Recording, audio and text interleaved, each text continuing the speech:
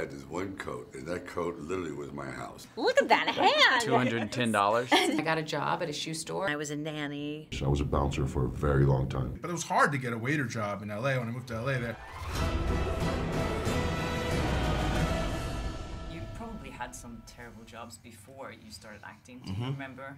Can you share some of your work experience? Yeah, I had I guess they were, you know, they're not as quite as esoteric or cool as Charlie's. Mine were like, I was worked at a croissant shop. I took tickets at a movie theater. I worked construction. That was the big job that, like, when I was young and teenager, and then in my early 20s, you know, you could make at the time it was like $9, $10 an hour doing construction demos. So I did a lot of that, and then you know, just like I stopped liking the wear and tear of it and kind of tried to get. But it was hard to get a waiter job in LA when I moved to LA. There, I felt like getting a waiter was more competitive than getting on a TV series because everybody was there like chasing those jobs. But I've definitely run the gamut of that kind of stuff. In New York, I used to make $39 a week, and this is in 1972. That's not much. I was evicted at 14 out of our apartment, and at 15, we were really struggling as a family. My first New York job was, I was like a hostess at Mama Leone, and I worked a million different restaurants, and I was a nanny, which I really liked all of them. I didn't, the hostess thing I could have let go. But I had fun doing most, but you know, I was always juggling probably 2 or 3 jobs. I think I did like an air conditioning commercial and a flower commercial, and I modeled a lot of like little girls' dresses and stuff. It was good. I made $75 every time I worked. Nice. And it was a lot of money for a 12-year-old. I've done all the things that every out-of-work actor does. I was a painter and decorator. I drove people to the airport. I was a waiter. You know, all that stuff that you do in the hope that one day you're going to get a break. So you really learn, okay, I can afford some cottage cheese and 1 raw egg. You know, you eventually figured out how to get along with like that. Is it true that it went to the point you stayed at a bus station? I read that somewhere online. Yeah, sure. Wow. Actually, I'm selling the coat because I can't stand it anymore. It's such a bad room. I had this one coat, and that coat literally was my house. And I would sleep at the bus station, Port Authority bus station, or outside the post office in the dead of winter, and boy, it was cold. So that coat saved my life.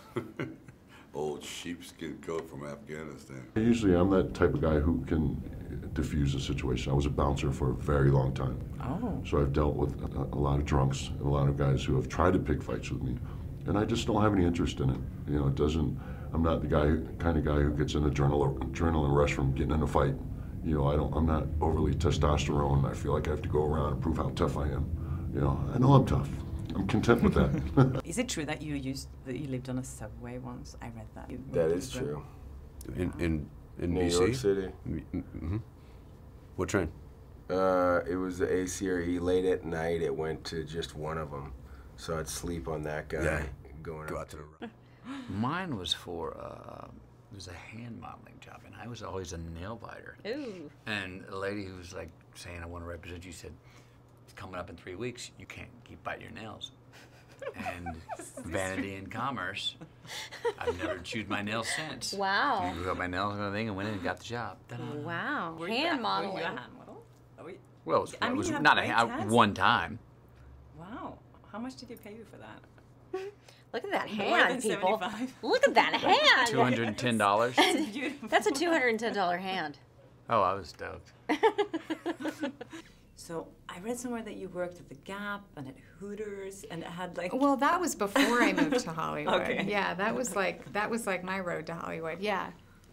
When I had first moved away from home when I was 17 and moved to New York and wanted to come home, and she said, well, you're not coming home. You stay there and you figure out what you're doing there.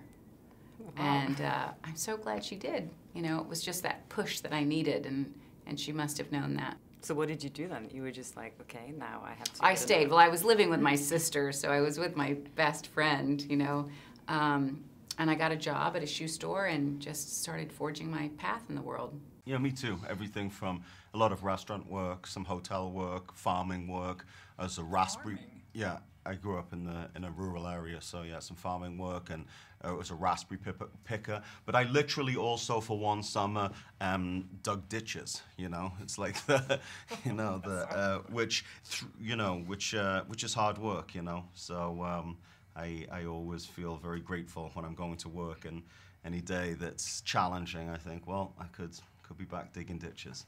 It wasn't terrible, but it was definitely a very intense job. I was a transporter at a hospital, so I'd be the person that would go and get the person on the stretcher and move them to the X-ray machine. Sounds like a very, very.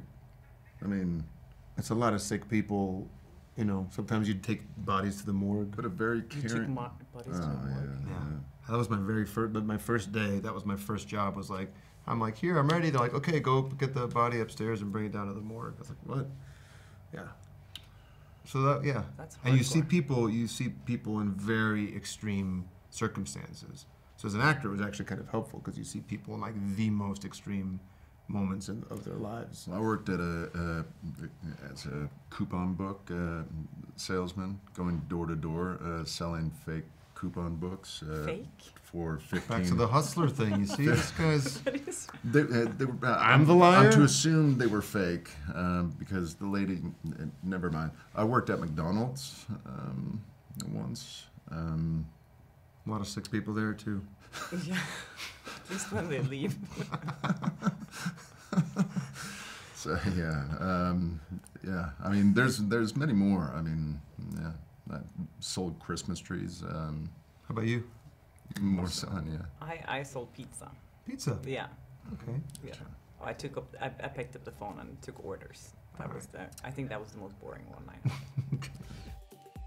Hi there, thanks for watching my channel. If you like that video, maybe there's other videos you like here on my channel, so please subscribe, share, comment, do whatever you like. Be happy, be nice to people, and I hope I see you again soon. Bye.